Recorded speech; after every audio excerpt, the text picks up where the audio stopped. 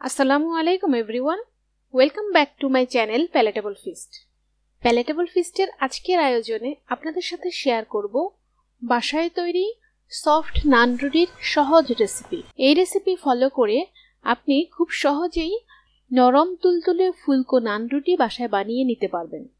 চলুন তাহলে দেখে নিই কিভাবে বানাবো। নান রুটি বানানোর জন্য প্রথমে আমি ডো তৈরি করে নেব।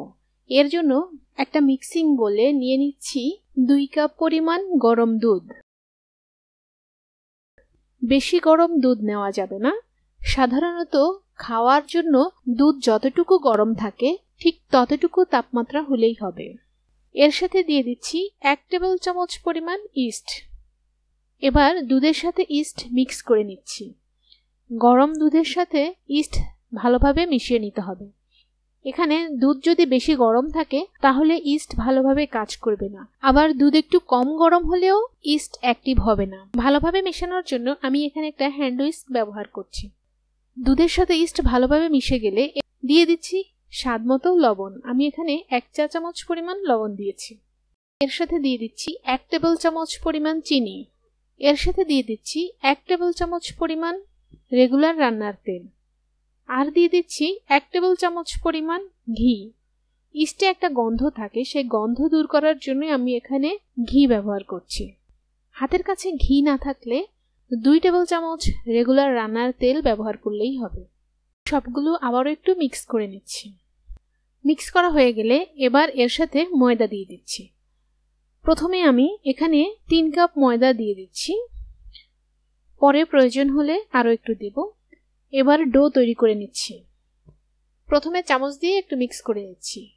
এরপর হাতে একটু তেল লাগিয়ে ভালোভাবে মেখে সফট ডো তৈরি করে নিচ্ছি। আমার এখানে আর অতিরিক্ত ময়দার প্রয়োজন হয়নি। হাতে তেল লাগিয়ে 4 থেকে 5 মিনিট মধ্যে একটা মসৃণ ডো তৈরি করে নিচ্ছি। মাখানোর সুবিধার জন্য আমি একটা ছড়ানো জায়গায় নিয়ে মসৃণ ডো তৈরি করে নিয়েছি। এবার মিক্সিং বোলে নিয়ে উপরে সামান্য একটু তেল লাগিয়ে ডোয়ের উপর একটা র্যাপিং পেপার দিয়ে ঢেকে দিচ্ছি।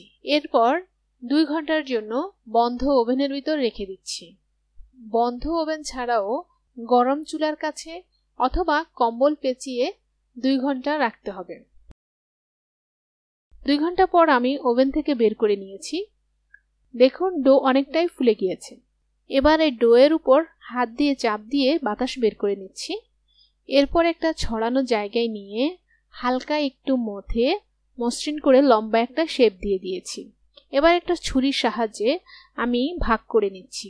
সবগুলো নান রুটি যাতে সমান সাইজের হয় সেজন্যই আমি ছুরির সাহায্যে ভাগ করে নিচ্ছি। আমি ডোটাকে 8 ভাগে ভাগ করে নিয়েছি। আমি 8টি নান রুটি বানাবো। এবার ডোয়ের একটা অংশ হাতে নিয়ে ভিডিওতে দেখানো প্রসেস অনুযায়ী একটু রাউন্ড শেপ দিয়ে নিচ্ছি। এভাবেই আমি সবগুলোকে রাউন্ড শেপ দিয়ে নিচ্ছি। হাতে যাতে লেগে না যায় সেজন্য আমি সামান্য ময়দা ব্যবহার করেছি। এবার আমি নান রুটি বানিয়ে নিচ্ছি। বানানোর সুবিধার জন্য আমি এখানে অল্প পরিমাণে ময়দা ব্যবহার করেছি। এই নান রুটি নর্মাল রুটির মতো অত পাতলা হবে না, রুটির চেয়ে একটু মোটা করে বানাতে হবে। দেখুন ঠিক এতটা মোটা করে বানাতে হবে। একইভাবে আমি আরেকটা রুটি বানিয়ে নিয়েছি। আজকে নান রুটি আমি চুলায় ফ্রাইং প্যানে করব। সেজন্য চুলায় একটা ফ্রাইং প্যান আগে বসিয়ে গরম করে নিয়েছি। এবার এর মধ্যে একটা নান রুটি দিয়ে দিচ্ছি। মিডিয়াম হিটে আগে ফ্রাইং প্যানটি গরম করে নিয়েছি। নান রুটি দেওয়ার কয়েক সেকেন্ড পর উল্টে দিচ্ছি। কালার চেঞ্জ হলে এক পাশ উল্টে আবার অন্য পাশ দিয়ে দিচ্ছি। চুলার আঁচ লো টু মিডিয়াম হিটে রেখে একটা স্প্যাচুলার সাহায্যে আলতো করে চাপ দিয়ে এই নান রুটি ভেজে নিতে হবে। হাই হিটে করে দ্রুত ভেজে নিতে গেলে উপরের অংশ পুড়ে যাবে, ভিতরে কুক হবে না। স্প্যাচুলার সাহায্যে আলতো করে চাপ দিয়ে নান রুটিগুলো ভাজলে আস্তে আস্তে ফুলে উঠবে। আর উপরের অংশে এভাবে একটু কালার ব্রাউন হলে দেখতেও ভালো লাগবে, খেতেও ভালো লাগবে।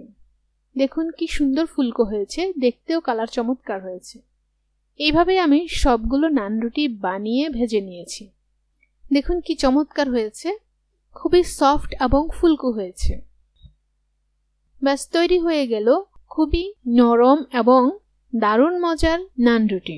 যে কোনো ধরনের মাংসের সাথে খাওয়ার জন্য নান রুটি এখন রেডি। সো ভিউয়ার্স, আশা করছি রেসিপিটি আপনাদের কাছে অনেক সহজ এবং ভালো লেগেছে। রেসিপিটি ভালো লাগলে ফ্রেন্ডস এন্ড ফ্যামিলির সাথে শেয়ার করতে ভুলবেন না। আর এমন আরও সহজ সহজ রেসিপি পেতে আমার চ্যানেলটি সাবস্ক্রাইব করে রাখুন। সবাই ভালো থাকবেন। আল্লাহ হাফেজ।